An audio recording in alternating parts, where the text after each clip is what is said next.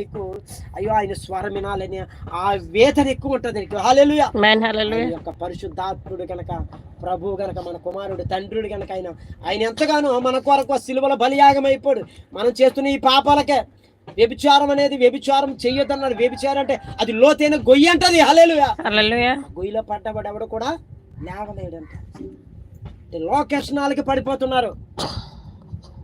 వారికి అందమైన భార్య ఉండొచ్చు, అతనికి అందమైన భర్త ఉండొచ్చు, కానీ మన శరీర వాంఛలను బట్టి ఈ భర్తలో ఏది కొద్దిగా పని నిమిత్తం బయటకు వెళ్తున్నాడేమో, పని నిమిత్తం శారీరకంతో కలలేకపోతున్నాడేమో, కానీ అర్థము చేసుకుని భార్య అయి ఉండాలంట. హల్లెలూయా. ఆ భర్త కష్టపడుతున్నాడు, మంచివాడు కనుక నా భర్తకు తగిన భార్యలా నేను ఉండాలి అని ఉండాలట. హల్లెలూయా. ఉంటేనే దేవాది దేవుడు మన కుటుంబంలో అద్భుత కార్యాలు చేస్తాడు. భర్తకు భార్య, భార్యకు భర్త కూడా ఎలా ఉండాలని లోబడి ఉండాలంట. ఎలా ఉండాలంటమ్మా?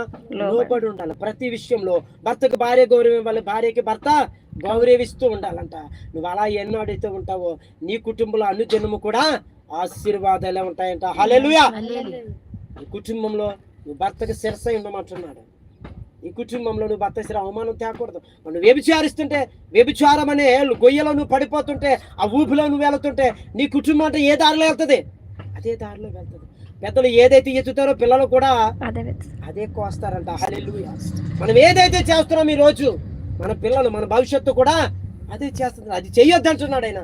మీరు చేసింది, మీరు ఎత్తేది, మీరు ఏదైతే కోస్తారో, మీరు ఏదైతే పంట వేస్తున్నారో ఆ పంట నీ బిడ్డలు కూడా కోస్తారని చెప్తున్నాడు ఆయన. ఈ పంట మాకొద్దయ్యా, వ్యభిచారం అనే పంట మాకొద్దు, మేము పంట వేయలేము తండ్రి. నా బ్రతుకు మార్చవయ్యా తండ్రి.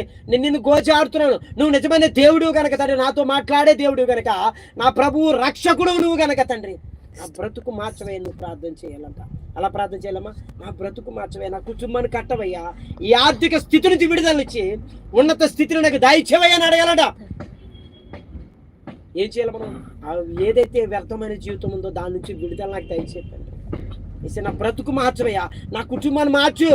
ఎందుకు ఈ అప్పులు, ఈ బాధలు, ఈ నరకం ఎందుకు అని నువ్వు ప్రార్థిస్తూ ఉండాలి. మరి దేవుడు మాట్లాడుతున్నాడు, మీ తల్లిదండ్రులు చేసిన పాపాలు తనంతరం కూడా మనం వెంట వస్తూ ఉంటాయంట.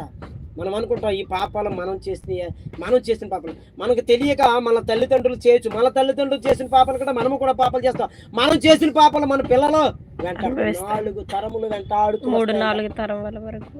ఎన్ని తరములమ్మా? 3-4 తరముల వరకు వెంటాడుతూ వస్తాయి. 3-4 తరములు అంటే 4 సంవత్సరాలు, ఈ సంవత్సరం, ఆ సంవత్సరం, ఈ జన్మ అయిపోయి ఇంకో జన్మ, ఆ జన్మలో మనం చూసేయడం. కానీ మనకున్న ఆయుష్కాలం బట్టి ఆయన మనం ఆరోగ్యంగా ఉంటే మనకి 80 సంవత్సరాలు అంట. మనకు ఆరోగ్యంగా ఉంటే దేవుడిచ్చినట్టు మనం బ్రతికితే 80 సంవత్సరాలు మన అయితే బతుకుతాం. లేదు అంతకు మించి మన ఆయుష్కాల ప్రకారం ఒక 60-70 సంవత్సరాలు తప్ప ఇంకెక్కువ బతకలేకపోతాం. మరి దేవుళ్ళో ఉన్న బిడ్డలో 120 సంవత్సరాలు, 150 సంవత్సరాలు బతుకున్న వారు కూడా ఇప్పుడు మరి ఆయన విశ్వాసం ఆ దేవుని యొక్క కృపాల మీద ఉంది. హల్లెలూయా. మరి మనం అలా ఎందుకు ఉండలేకపోతాం అంటే పడిపోతున్నాం మన వల్ల శరీరం లోక వ్యసనాలకు ఎక్కువ పడిపోతున్నాం. ఆర్భటాలకి వీటికే మనం సమయం ఇస్తున్నాం తప్ప దేవుడికి ఎప్పుడు కూడా సమయం ఇవ్వట్లేదు. మనం ఆయనకి సమయం ఇవ్వడానికి మనకు కుదరట్లేదు. మన పనులకి, మన అవసరాలకు కూడా ఎంతైనా సమయం వెచ్చిస్తాం. వివాహాలకి వెచ్చిస్తాం, ఏమైనా పేరెంటాలకి ఎక్కడికైనా వెళ్ళాలన్నా ఫంక్షన్లకి ఇస్తాం. కానీ దేవుని సమయం అనేటప్పుడు మనం దొంగలు ఇచ్చేస్తున్నాం. ఆయన సమయాన్ని మనం ఎప్పుడు కూడా దొంగలించుకోం. ప్రతి దానికి మనం లెక్క చెప్పాలంట. హల్లెలూయా. లెక్క చెప్పే వారిగా మనం ఉంటాం. ప్రతిది కూడా లెక్క చెప్పాలి ఆయనకి. ఆ ప్రభువైన యేసుక్రీస్తు ప్రతిది కూడా లెక్క అడుగుతాడు మనల్ని. అడుగుతున్నాడు లేదా? ఏదో ఒక రోజైనా కాదు, నువ్వు చివరి క్షణంలో ఆయనకి లెక్క చెప్పి నువ్వు వెళ్ళాలి. హల్లెలూయా. ఆ దేవుని కృపను బట్టి ప్రతి ఒక్క బిడ్డ కూడా మారు మనసు పొందాలి. ఈ లోకంలో ఉన్న బిడ్డలు ఎవరైతే ఉన్నారో, లైవ్ ద్వారా చూస్తున్న బిడ్డలు ప్రతి ఒక్కరు కూడా వ్యభిచారం అనే దానికి మనము లోపడద్దంటున్నాడు. హల్లెలూయా. వ్యభిచారం అనేది అదొక లోతైన గొయ్యి అంటది. వేశ్యతో సాహస్యం చేయొద్దంటున్నాడు ఆయన. మనం వాటికి మనము దూరంగా ఉండమంటున్నాడు. ఆ ప్రభువైన యేసుక్రీస్తు యొక్క ప్రతి మాట మనం ఏం చేయాలంట? తోచా ఆచరించాలి. మరి ఆయన మనల్ని అనుసరించు రమ్మంటున్నాడు. ఆయన చేసిన పనులు ఏం చేస్తున్నాం? సహాయం చేస్తున్నాం ఎవరికైనా? ఎవరికీ సహాయం చేయట్లేదు.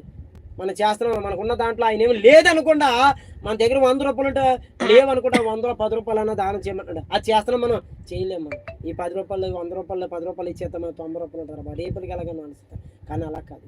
ఆయన జాలి గెలవాడు కనుక ప్రతిది కూడా దానం చేయమన్నాడు. మనకు ఉన్నంతలో లేదనుకుంటాం అన్నాడు. నువ్వు ఇస్తావా, నీకు ఇంకా ఆశీర్వాదమే. నీలో 10 రూపాయలు ఉంటే 10 రూపాయలు నువ్వు 5 రూపాయలు ఇచ్చావు అనుకో, నీకు ఆ పరలోక ధనాన్నైనా హెచ్చిస్తాడు. హల్లెలూయా. పరలోక ధనాన్ని నీకు దాస్తావు నువ్వు.